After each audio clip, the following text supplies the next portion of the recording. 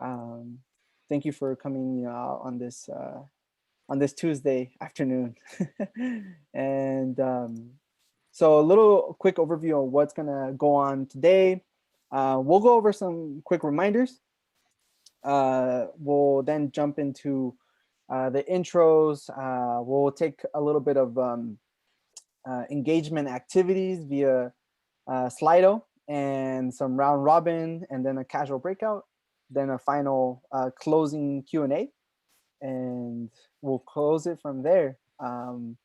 We just have an hour, and I feel that we'll make it through, but I hope that everyone brought questions, and so we'll be using Slido to present those questions as well. Or if you preferably drop them on Slido, and then secondly the Zoom chat, and then for the reminders, tomorrow Wednesday we have a general meeting. Definitely recommend to come out.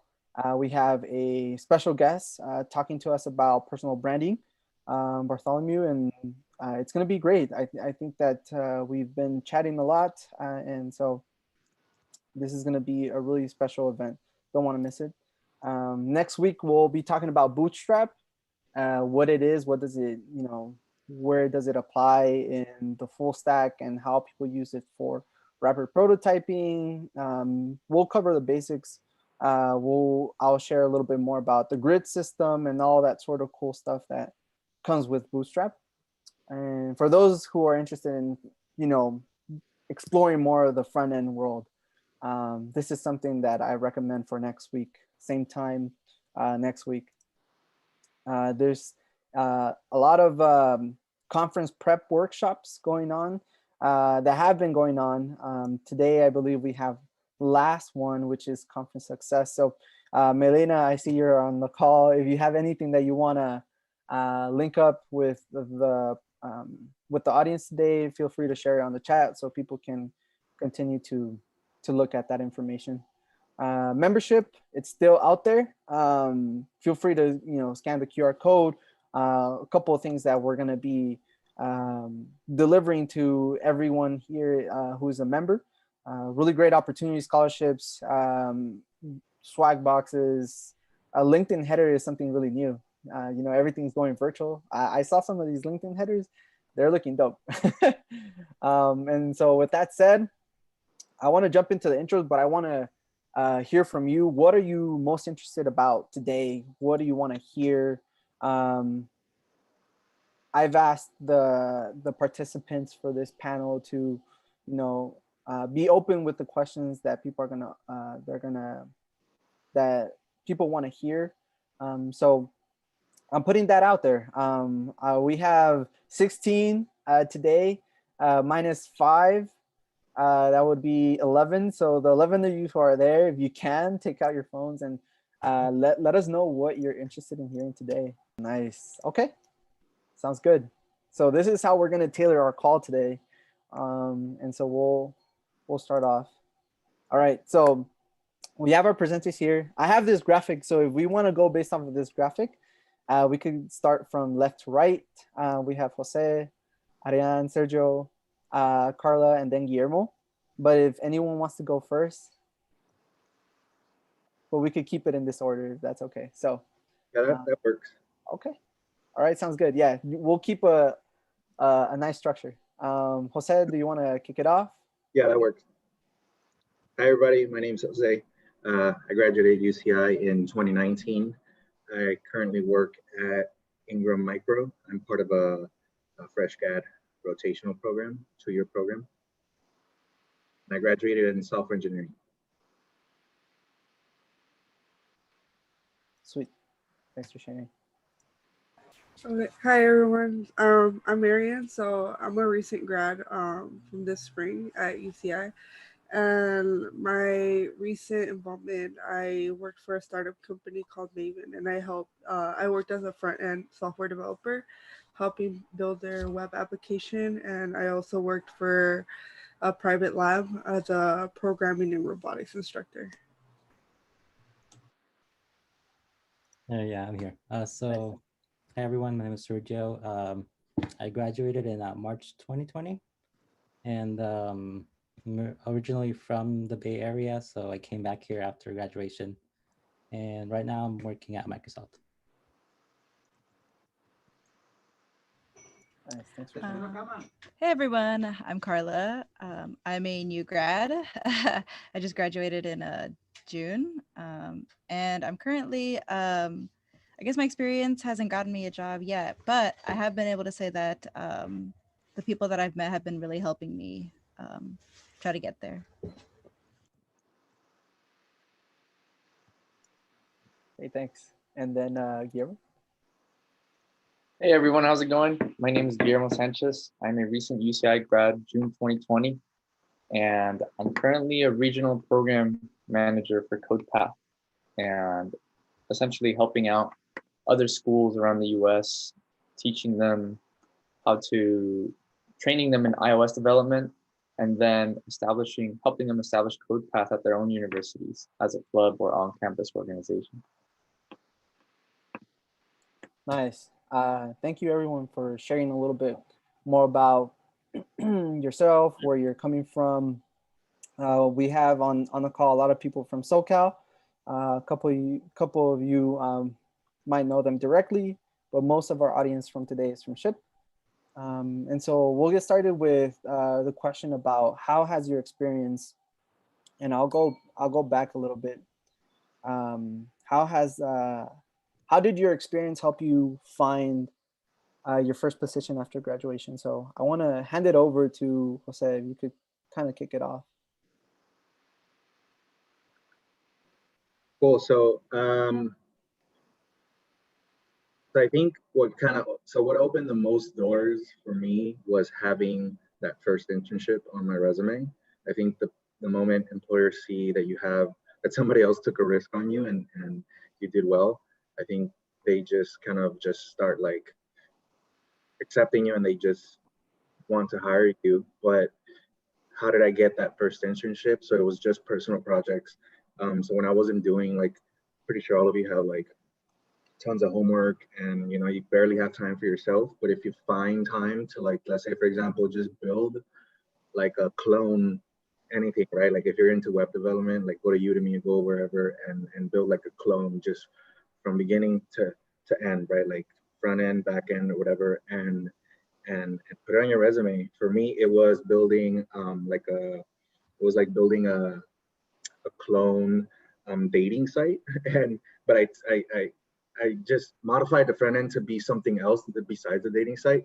But it taught me Angular, it taught me C# and .NET for the back end, and how to implement like a really simple SQLite database. And then once I put that on my resume, my first internship, Taco Bell, they were like on it. They were like, hey, we use C#, we use .NET. This guy's a perfect fit. And then just kind of selling it, putting kind of like your best foot forward with like the behavioral questions in your interview and all that, just got me that position. And once I had that first internship on my resume, like I said, everything else just kind of it made it just made it that much easier.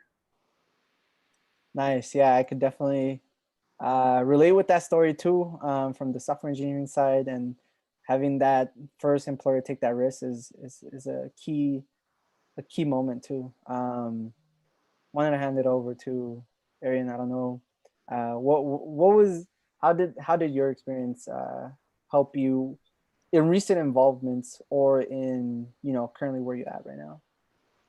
So for me, I started with research, and then from there, I started doing like volunteer work for like, for example, like I participated in this event where we built like prosthetic parts for people with disabilities. So I did kind of like volunteer work like that, side projects, side courses. Aside from the research experience that I had, I also had like industry experience. So basically just trying to get involved and like being out there kind of like help build up my resume. Also being active within clubs, that's something that like I spoke to a lot of people from a lot of companies, and that's what they really like. Someone that's active is not afraid to be out there. So basically, being versatile is basically what has helped me have that like strong background, and not just like focus on one area. Just so like, for example, I like to do database programming, front end web development, back end testing. So all these kinds of things makes you a really strong candidate and makes you stand out among other people. Um, and also a strong thing that has helped too is connections. So knowing people, don't be afraid to network. So don't be afraid to like go up to someone and just talk to them. You know, it might seem weird. It starts becoming like second nature, and you'll see that that's going to open up a lot of doors, and that has helped me throughout my time. And yeah, thank you. Yeah, no, definitely. Thank you for sharing about that. I think that I feel like a lot of people at UCI also are kind of sometimes narrowed down on just industry, but it's kind of good to know that there's different avenues that you could take, and one of them is research. So thank you for sharing about that avenue. Yeah. Sergio, you there? Yeah. Hey, so I guess the thing that helped me the most getting my first internship was probably just uh, networking and connections. So I think one of the what contributed what really helped was being part of SHIP. And so whenever SHIP had some events where they had recruiters come over and collect resumes, I think those were the instances where I got the most like calls back from those types of events. And then going forward, after doing my first internship, I was also involved with a research project with the School of Physical Sciences.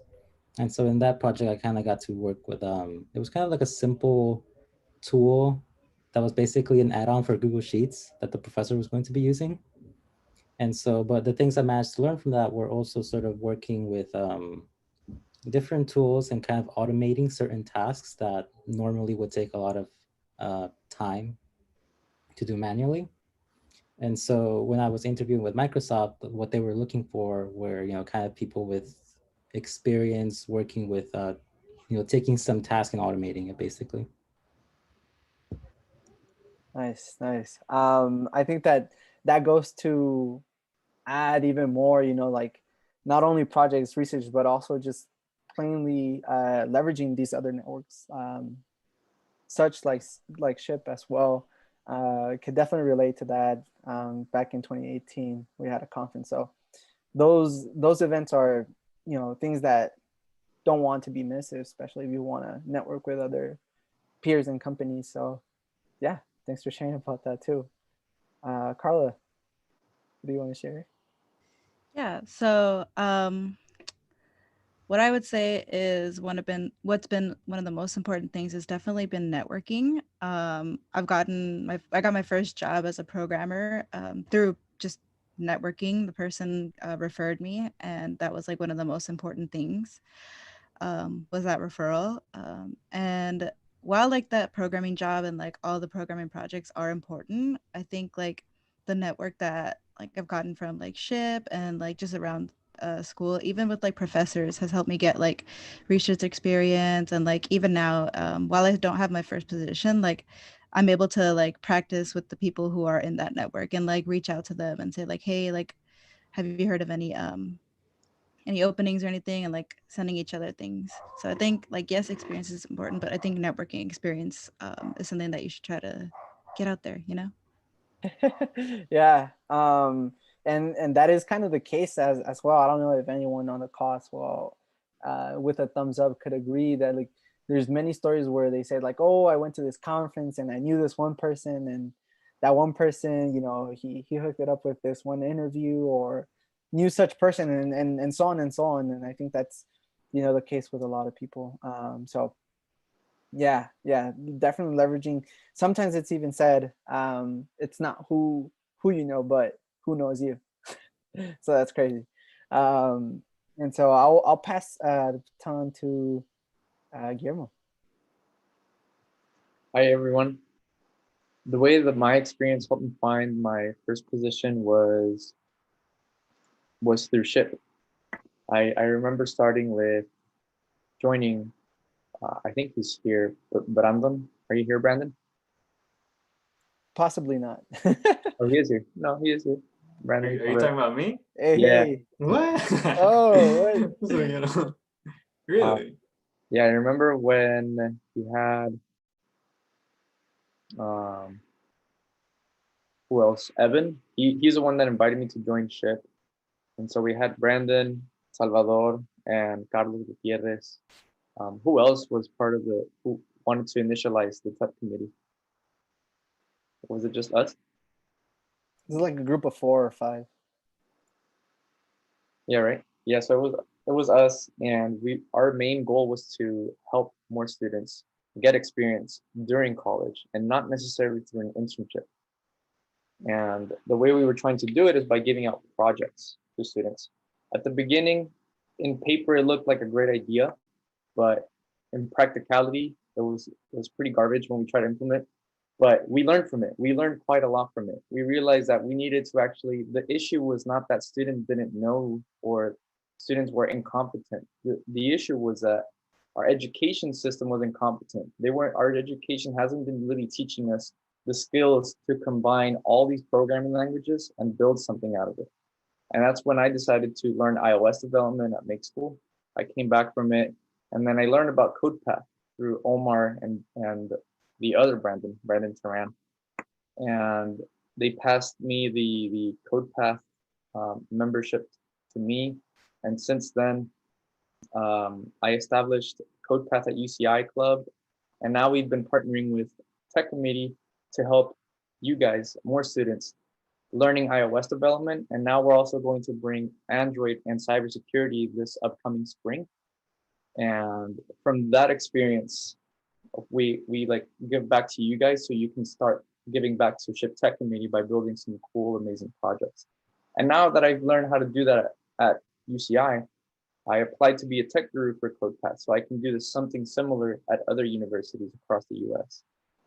And that's how I came to that's how my experience has led me to where I am right now. Yeah, thanks. I think that this goes to show as well that taking leadership roles is something super key. I've seen this a lot with you, Memo, with other board members from SHIP, outside even from SHIP, engineering societies and clubs, that people who jump into these roles, it's a hard task, and employers see that, and they see the leadership that you're trying to take.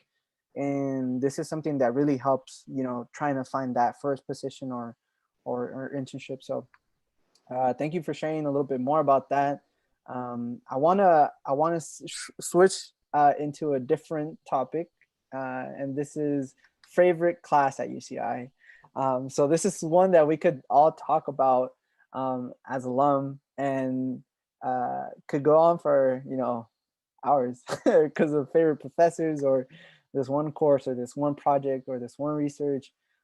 So I want everyone to kind of take a minute, think about that favorite class, and but we'll get started with Jose. So you're gonna you're gonna kick us off again with this one. Sure. For me, it was called Informatics 121 Intro to Software Development. I think it was more of a design-oriented class, but nonetheless, the things that I liked most about that wasn't even the class. I mean, yeah, it was some cool stuff, like a lot of cool things for software development, but I think it was mostly the professor, Andre Vanderhoek, who's also the chair, I think, for the informatics school. So I was also doing research under him, so I got to kind of really get to know him on a deeper level, and just the passion that he brings to all his classes and his students was just amazing. It was just, I guess, what people would say, we were just vibing, and just hearing him talk about that subject, just kind of it just made it worthwhile going to his class. Yeah, thank you for bringing up if not one of the best informatics professors out there. And I can relate to that experience, Jose, in many ways. now that I took a switch from CS to software engineering, it's a class that's super practical. And if you haven't looked up Professor Andre van der Hoek, look him up on UCI. He's awesome. Super great practical software engineering projects. Ariane. Ari? For me, it was a partner for algorithms and data structures. So I really like that class because it's like you're always solving puzzles all the time in that class. And the way she described everything was very detailed oriented, so which kind of like helped you follow through the whole process. So I really enjoyed a lot taking that course. Plus, it also has helped me throughout my career because when I was interviewed for my cybersecurity backend software position, they, aside from doing the coding interview, one of the questions they ask is like your space complexity, time complexity. So it's always good to know those terms on your code. So that this class, aside from that, also helped me build that knowledge that I needed. And then just I wanted to squeeze in one more class. I don't know who, I forgot the teacher who taught it, but it was also data management, and I thought it was very cool how to like the whole database stuff, like Carrie. programming. Did you take Carrie? No, it wasn't Michael? Carrie. No, it wasn't Carrie. It was a different professor. I took it like around was it winter 2016 or in the spring? Yeah, but it wasn't Carrie. But yeah, that I really love that class as well, data management. But yeah, those are the two classes for me. Nice. Yeah, I'm actually taking that second one that you're mentioning, databases or data management. It's really interesting, and I think it's super applicable to a lot of the systems that we have today. So the combination of those two are super helpful, bringing them into industry. Yeah, Data I structures agree. is something that even come up, they'll never go away. Not that they'll never go away in interview questions, but it's something super prevalent now, even for your big, your Microsofts, your Google. So definitely recommend those too. Yeah, those are really great.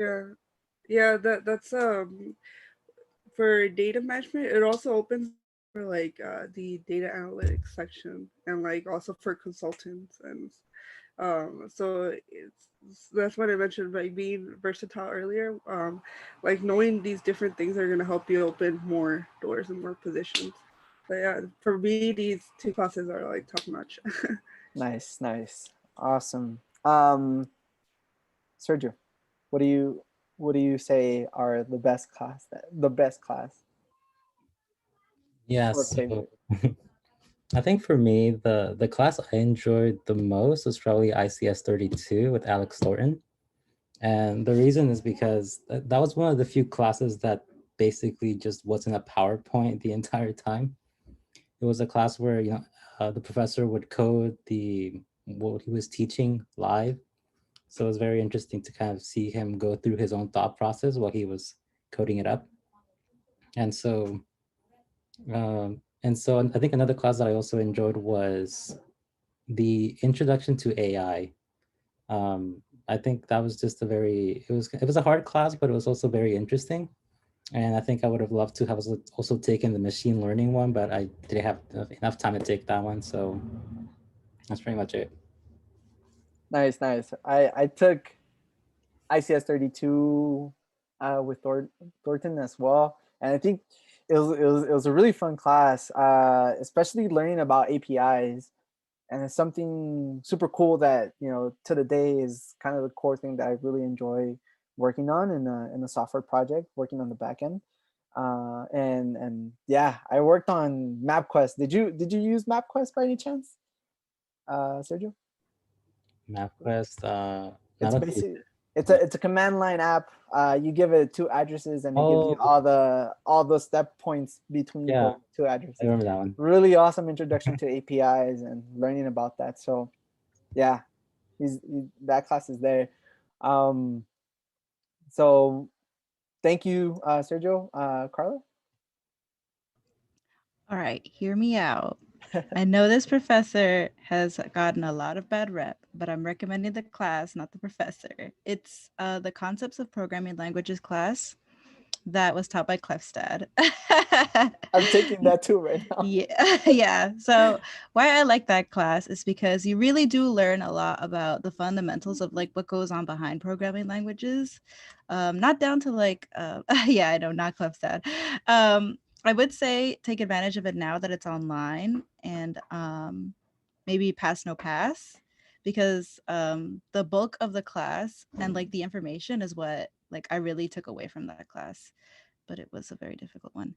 But the one class that I would like 100% recommend if they still are offering it during like online times or virtual learning times is IoT, Internet of Things. I think it was called like CS 147. Basically, you learn a lot about how to connect Internet of Things devices. So in that class, I built a security system that once you like once the security system was triggered, it sent you a text message and there was like a web interface also. And somehow we managed to build that in a quarter. But you really do learn a lot about how like the Internet of Things works and how you end up keeping the kit. So you can build things after. Wow. No, I need to install something like that on my house so I can have a personal project. Uh, I don't want people coming into my house. And no, ClassDad is a professor, for anyone that doesn't know, tenured professor. There are very mixed feelings about this professor. A lot of people don't like him. You like him or you don't like, or you like him or you don't like him. And I'm taking that class as well. So it's the core of it is really, it's really good too. Concepts of programming languages. And so thanks for sharing, Carla. Guillermo, favorite class? Oh, I was muted. My favorite classes that I've taken were, I guess my favorite one was 122A with Wangma, Professor Wangma. She was pretty rough, not gonna lie, but I think her the kind of homework that she gave us, I would see that a lot in my interviews when they would ask me to develop to build the models for like whatever project that I would want to build. They would ask me questions like, all right, can you how would you go about creating a trading application? And then they would ask me questions like, what's your model? What kind of database would you use? Why would you use that kind of database? And yes, she is very ruthless, and it's a lot of homework. But I think definitely for 122A, I don't know for 53. I never took that class and didn't need to, but for 122A, it was pretty useful. And another class that was really useful for me was it's actually a management class, but it's related to like business and computer science, and it was Management 178, which is management of IT. And essentially, the professor that taught it, his name is Alan. He's a so he works as a professor part-time, but his full-time job is he would be a drop-in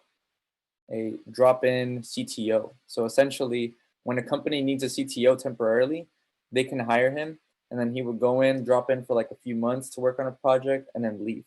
So he would give us and share us all his experiences working with teams in Australia, teams in Canada, teams in like other countries about how they manage their IT department, and how he gave us just, I think it was really great how he provided a completely different perspective of how the way you manage your IT people can really make a difference in your cost, in the amount of revenue, profits, like any slight detail in management can really make an impact. You can be the best software engineer, but if you're not in the right team, you're not going to really go somewhere big, right?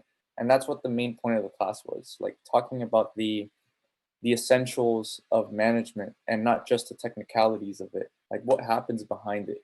Do you really know how to manage an engineer's time? Do you really know how to use their skills and abilities effectively? And even simple things. For example, there was one time when he said there was this one engineer who was really short and she had a really tall chair. And one time he would notice that. So he came back one day with a little stool and put it up for her. And it said, it had a note saying, "Here so you can be more efficient.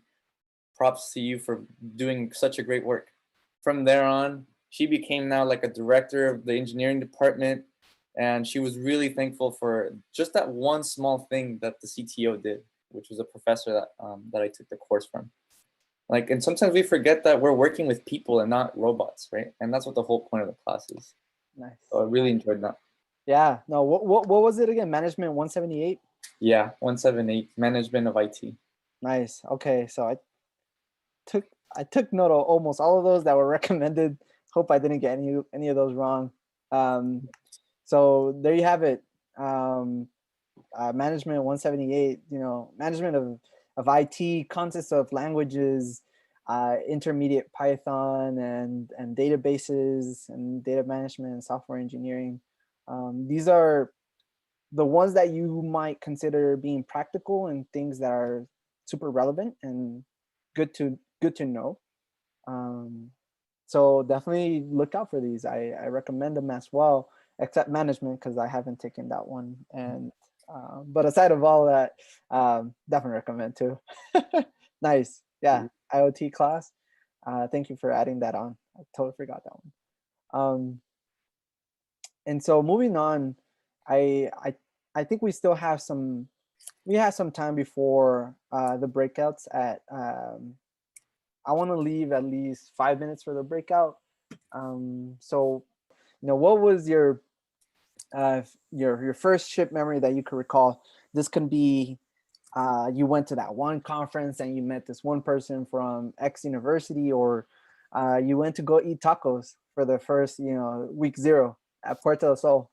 Home sweet home, but not anymore for me. So, Jose? Yeah, sure. For me, it was week 0. It was like a carne asada that they were doing somewhere. I already forgot where, but it was just like my first kind of ship thing, and I had missed all the activities before that, like a beach day, and I don't know what else they were doing. So I was just glad I made it to that one. And being a transfer student, it was nice to finally be able to like connect with other people in the same kind of mindset, same majors, etc. So I don't remember. There wasn't anything specific about it, just kind of being there, everybody just being accepting, just it was just, and they made it fun. I think that was the best thing. Nice. Yeah, I love those cookouts. Hoping that we can get back to a certain degree of normality, so we could enjoy those carne asadas again. Nice, thank you. Arian? So my first ship memory was the winter banquet. That was like the very first event I went to. But where like I started connecting more people was at the like ship soccer. So that's where I started meeting most of the members at the soccer games and stuff. Nice. Wait, For those that might not know, I also played intramural, but in the summer. If someone like points me out from MIAS, it's not that I'm a traitor. I just played in the summer with them. But we were champs, so nice. Who's next? Let me see. I got here. Sergio. What's your first ship memory? Okay. I guess the first ship event that I went to was the first general meeting of the school year. That was like 5 years ago. But yeah, so I think for every first meeting, we've always had the same presenter. I think the same guest speaker, and so I guess that was one of the things that kind of, I guess like hearing that person's story kind of motivated me to kind of like keep coming out to ship and also like get more involved. And then as I got more involved, I met more people, and yeah. Awesome. Thank you for sharing, Carla. So my first memory was also during week 0. It was, I remember there was like a club fair thing, and I remember the president at the time, Jessica, uh, and I don't know if you guys remember Luis. They were both recruiting people, and they handed me a flyer, and they were like, "Come get tacos," and like their invitation was so like genuine, as opposed to all of the other ones that were just kind of like trying to, I don't know, they weren't as genuine. And I really felt like I wanted to go. So I kept going. I went to the tacos. I just kept going. I ended up going to the bonfire, and yeah, I joined ship. So I just really I always hold that memory dear. And then I guess another I get like first, like when I think of that also was the roller skating fundraisers that we used to have. Those are really good. I think that's once the normalcy returns, that's the thing that I would want to do again. Yeah, I've never went to the roller skating. Not that I was afraid. I was coding or something. I never got a chance to. But the bonfires, those are something really, really nice and genuine, as you described. Thanks for sharing, Guillermo. My favorite ship memory was the first time that I went to the nationals. Because during the first 2 years of college, I wasn't attending as much to the general meetings, but after I went to when I went to nationals, I thought, oh, I haven't been hanging out with my ship fellow members as much, so I felt like I was going to be a little isolated, and it felt like that when I flew all the way to I forgot the name. Oh, Cleveland. It's And Ohio. yeah, and because my flight was at night, so I got there like hecka late. I took the train in the middle of the night. It was the last train that I was able to catch, but apparently it closes halfway, and so I was still alone. I didn't really have anyone's number to call, or like I did have some of you guys' number, but I had to take a lift, and I think just during that period of time, it felt really lonely, right? I felt like it was it felt really weird just being in a completely different place where you don't know anybody, and the only people that you can trust are your ship members. But ever since I arrived to the Airbnb with my fellowship members, the whole entire weekend was just full of great stories that I've had with them.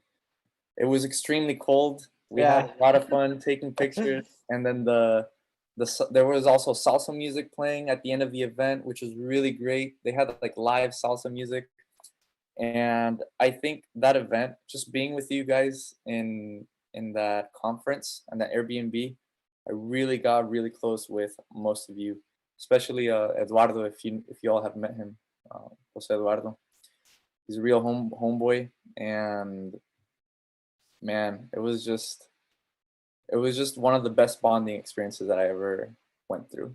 And the same thing happened, of course, again at the next ship conference, but I think the first one was a starting point. And then since then, I've been really, that's when I realized I had a group of people within college I could call a family ever since that event that I went to. And my other favorite ship memories are selling churros or selling food here and there on the, what is it called? On our little tent.